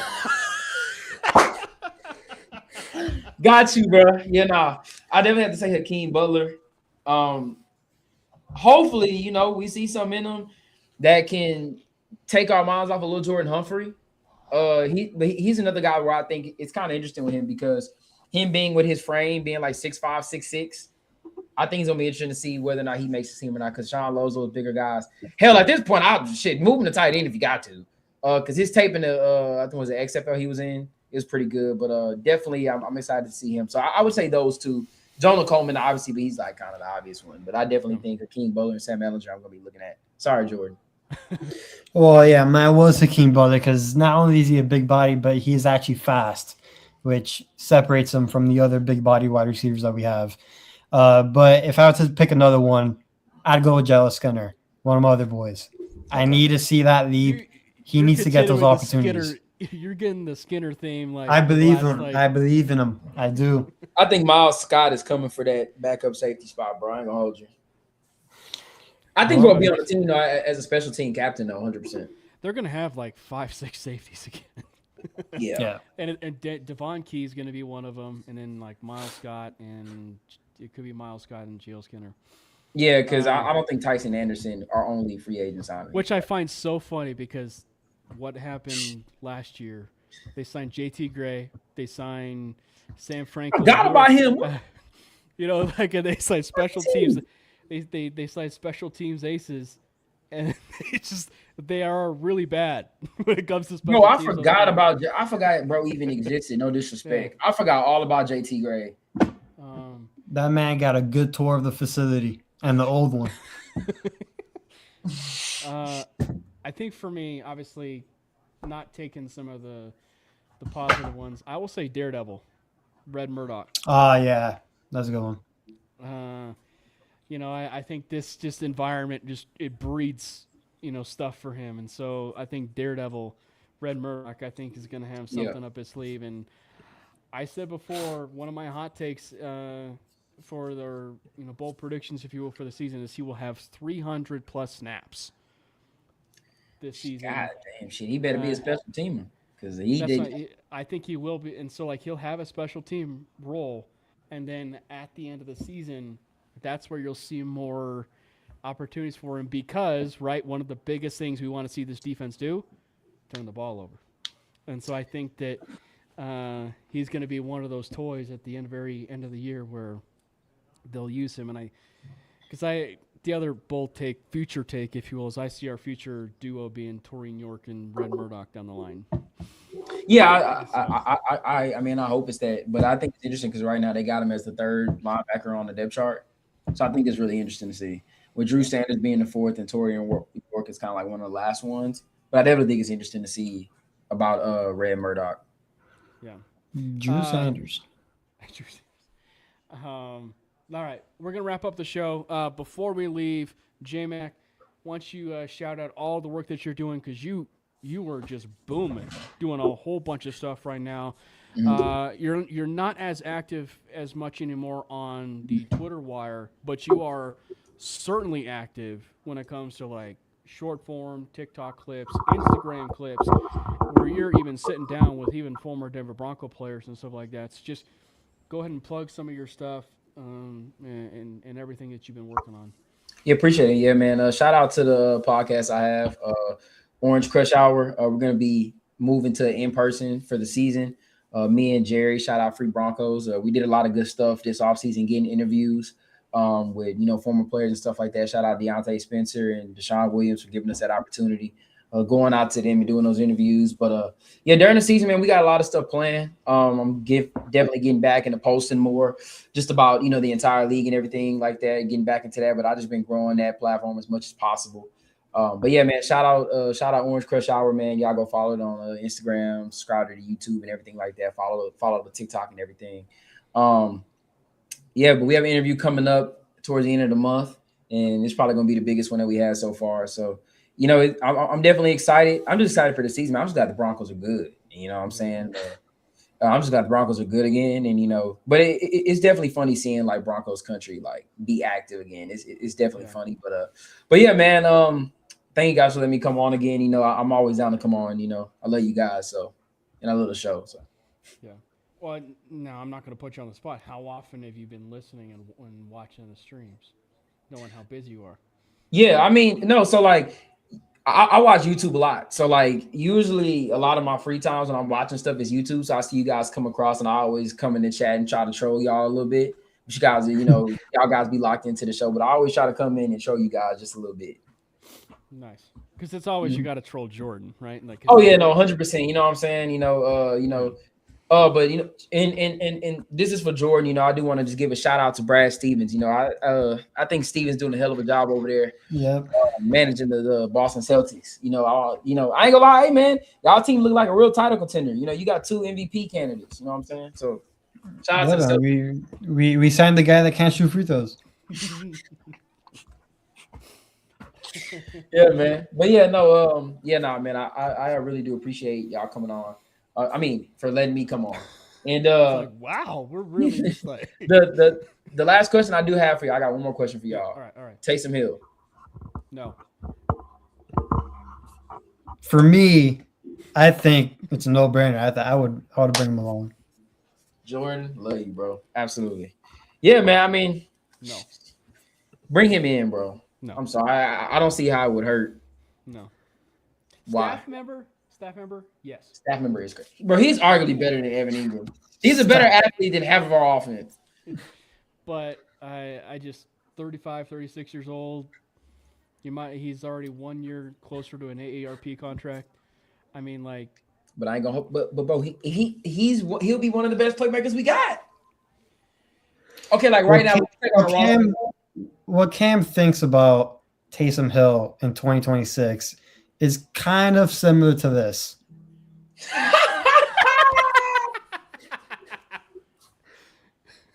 So, hey, every time I just hear that song, you like my vibe. Hey, so that's funny, man. Shout out to Paul George, Celtics, man. Playoff pandemic P. The true born Boston Celtic. You feel what I'm saying? Brad Stevens said he saw enough in that playoff series. Gotta make the move. Yeah, bro. But nah, I'm not opposed to Taysom, bro, personally. And I just think he's gonna come back. Like, shit. Hey, but it was funny. I saw this one tweet. Somebody was like, yeah, the Rams can bring back Aaron Donald, but Broncos bringing in Taysom Hill. I said, that shit is fucking hilarious. So, all right. For J-Mac, for Jordan, and for myself, thanks for watching it. And then just remember, no one has it worse than Spurs in those NBA finals and everything. Hey, man. And so we'll be back. We'll definitely. We'll be back. We won't. Thank you to everyone that hopped in the stream. And as always, remember, God bless Bo Nix. Let's go Broncos! God bless Bo Nix!